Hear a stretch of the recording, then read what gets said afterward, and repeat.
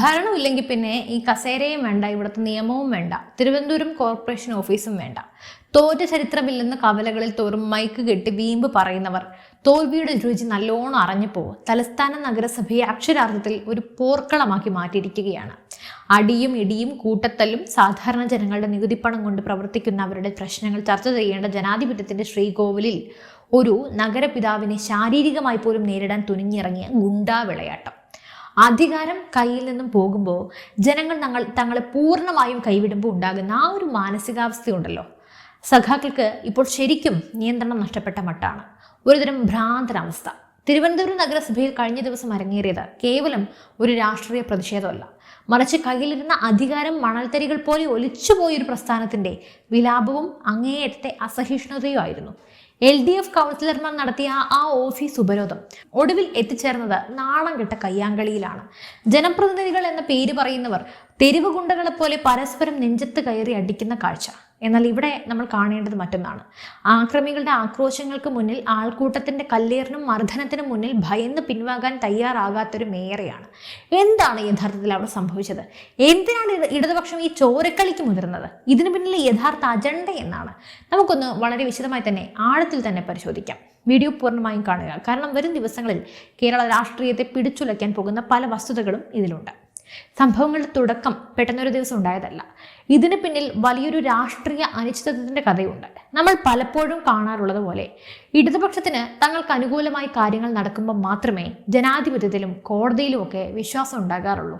ഇത് ഞാൻ പ്രത്യേകം നിങ്ങളെ പറഞ്ഞു മനസ്സിലാക്കി തരേണ്ടതില്ല എന്നാണ് എനിക്ക് തോന്നുന്നത്. ഇവിടെ ഹൈക്കോടതിയുടെ നിർണായകമായ ഒരു വിധി വരുന്നു. ആ വിധിയുടെ പശ്ചാത്തലത്തിൽ BJP കൗൺസിലർമാർ സത്യപ്രതിജ്ഞാ ചട്ടം ലംഘിച്ചു എന്ന തികച്ചും സാങ്കേതികമായ ഒരു ആരോപണം LDF കൗൺസിലർമാർ ഉയർത്തുകയാണ്. നിയമപരമായി നേരിടേണ്ട ഒരു വിഷയം, അല്ലെങ്കിൽ കോടതിയിൽ ചോദ്യം ചെയ്യേണ്ട ഒരു കാര്യം, അതിനെ രാഷ്ട്രീയമായി നേരിടാൻ കെൽപ്പില്ലാതെ വരുമ്പോൾ സാധാരണ എന്താണ് സംഭവിക്കാറുള്ളത്? അതെ, ജനാധിപത്യ മര്യാദകൾ വഴിമാറുകയും ആക്രമം തലമുക്കുകയും ചെയ്യും. ഇവിടെയും സംഭവിച്ചത് മറ്റൊന്നുമല്ല.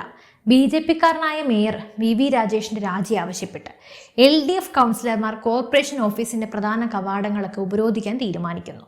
ഞങ്ങൾ പറയുന്നതാണ് നിയമം, ഞങ്ങൾ ഭരിക്കുമ്പോൾ ആരും ഇങ്ങോട്ട് വരേണ്ട എന്ന പണ്ടത്തെ അതേ ലൈനിലായിരുന്നു സഖാക്കൾ. ഇപ്പൊ ഭരണമൊന്നും ഇല്ലെങ്കിലും അതേ ലൈൻ തന്നെയാണ് തുടരുന്നത്. മേയർ നഗരസഭയിലേക്ക് എത്തുന്നതും കാത്ത് ഓഫീസിന്റെ ഓരോ പ്രവേശന കവാടത്തിലും കനത്ത പ്രതിരോധം തീർത്തുകൊണ്ട് അവർ നിലയുറപ്പിച്ചു. എന്തും സംഭവിക്കാമെന്ന മട്ടിൽ അന്തരീക്ഷം കനത്തു നിന്നു. സാധാരണക്കാരായ ജനങ്ങൾക്ക് ഓഫീസിലേക്ക് കയറാൻ പറ്റാത്ത വിധം ജീവനക്കാരെ പോലും ഭയപ്പെടുത്തുന്ന രീതിയിലായിരുന്നു ഈ ഉപരോധം. എങ്ങനെയെങ്കിലും ഒരു സംഘർഷം ഉണ്ടാക്കുക, അതിലൂടെ കോർപ്പറേഷൻ ഭരണം അട്ടിമറിക്കുക, ഇതൊക്കെയായിരുന്നു ഇവരുടെ കൃത്യമായിട്ടുള്ള പ്ലാൻ.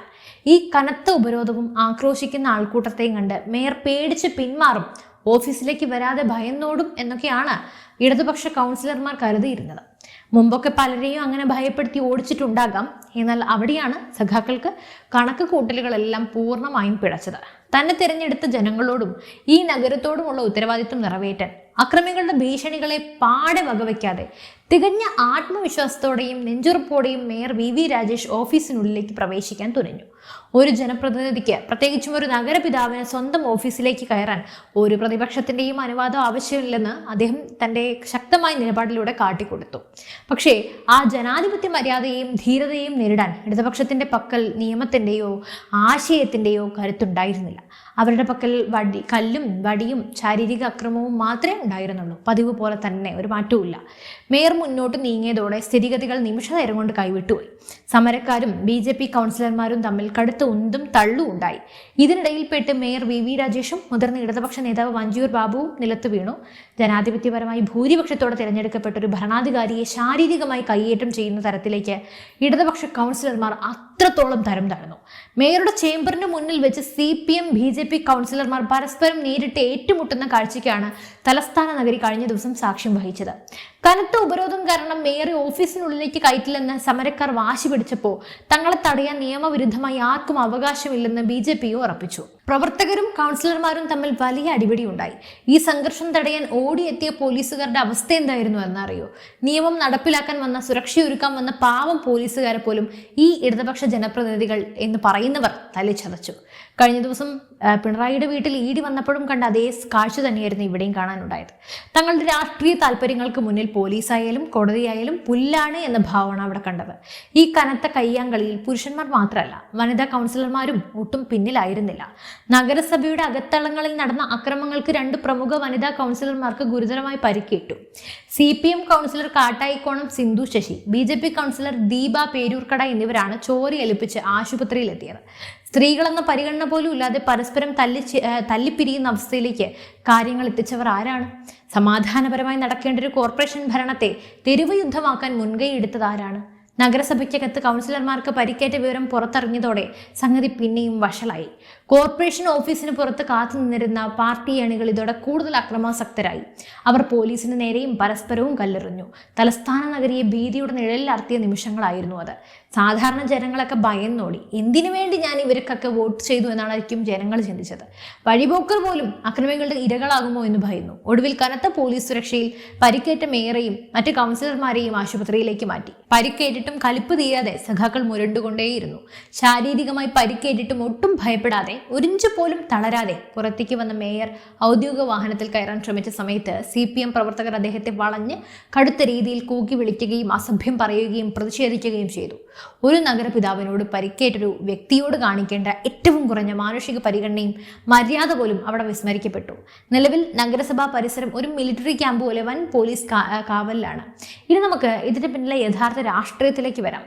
അധികാരം ഒരു പ്രസ്ഥാനത്തെ എങ്ങനെ ഭ്രാന്ത് പിടിപ്പിക്കും എന്നതിന് ഇതിലും വലിയ ഉദാഹരണം വേറെയില്ല.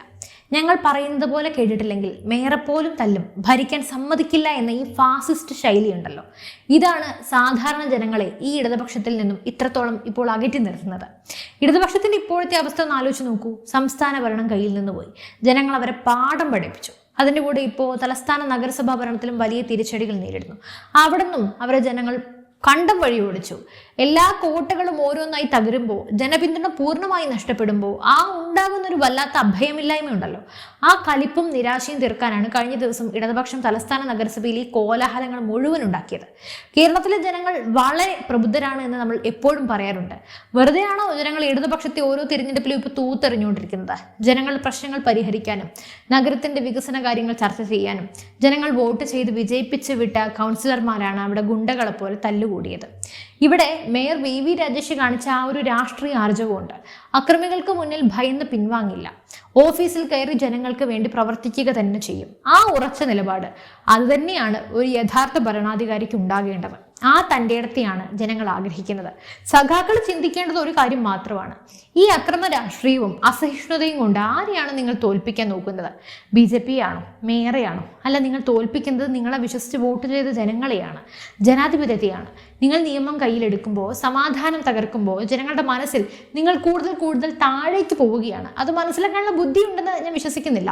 തോൽവികൾ അംഗീകരിക്കാനും പ്രതിപക്ഷത്തിരിക്കാനുമുള്ള മനോഭാവം എന്നു മുതലാണ് ഈ പ്രസ്ഥാനത്തിന് ഇല്ലാതായതെന്ന് ഹൈക്കോടതി വിധി ഉണ്ടെങ്കിൽ അതിനെ നിയമപരമായി നേരിടാനുള്ള ആർജവം കാണിക്കണമായിരുന്നു. അതിനു പകരം മേയറെ തല്ലിയും സ്ത്രീകളെ ആക്രമിച്ചും പോലീസിനെ മർദ്ദിച്ചും എന്ത് വിപ്ലവമാണ് നിങ്ങൾ തിരുവനന്തപുരത്ത് ഉണ്ടാക്കാൻ ശ്രമിച്ചത്? വിപ്ലവമല്ല, ഇത് വെറും രാഷ്ട്രീയ പാപ്പരത്വമാണ്. ഒരു കാലത്ത് സാധാരണക്കാരുടെ പാർട്ടി എന്ന്, തൊഴിലാളി പാർട്ടി എന്ന് അവകാശപ്പെട്ടിരുന്നവർ ഇന്ന് എങ്ങനെയാണ് ഒരു നഗരത്തെ മുഴുവൻ ഭീതിയിലാഴ്ത്തുന്ന അക്രമികളായി മാറിയത്? കോർപ്പറേഷൻ ഭരണം മികച്ച രീതിയിൽ മുന്നോട്ട് കൊണ്ടുപോകുന്ന മേയറെ വ്യക്തിപരമായി അധിക്ഷേപിക്കാനും കായികമായി നേരിടാനും മുതിരുമ്പോൾ ഇടതുപക്ഷം കേരളത്തിലെ പൊതുസമൂഹത്തിന് നൽകുന്ന സന്ദേശം എന്താണ്? തങ്ങൾക്ക് ഭരിക്കാൻ കിട്ടിയിട്ടില്ലെങ്കിൽ, അവസരം തന്നില്ലെങ്കിൽ ഞങ്ങൾ ഒന്നിനും സമ്മതിക്കില്ല, ഭരിക്കാനും സമ്മതിക്കില്ല, നിങ്ങൾ ജീവിക്കാനും സമ്മതിച്ചില്ല എന്ന പിടിവാശി, അതാണ് നിങ്ങൾ നൽകുന്നത്. എന്താണെങ്കിലും നിങ്ങൾ തന്നെ സ്വയം തിരുത്താൻ മനസ്സുണ്ടെങ്കിൽ തിരുത്തുക, അല്ലെങ്കിൽ എന്നേക്കുമായി കനൽ തരി കെട്ടണയുക. അതാണ് ഈ സംഭവിക്കാൻ പോകുന്നത്. എന്തായാലും നിങ്ങൾ ഈ വിഷയത്തെ എങ്ങനെ നോക്കിക്കാണുന്നു? നിങ്ങളുടെ അഭിപ്രായങ്ങൾ താഴെ കമൻറ്റ് ചെയ്യൂ.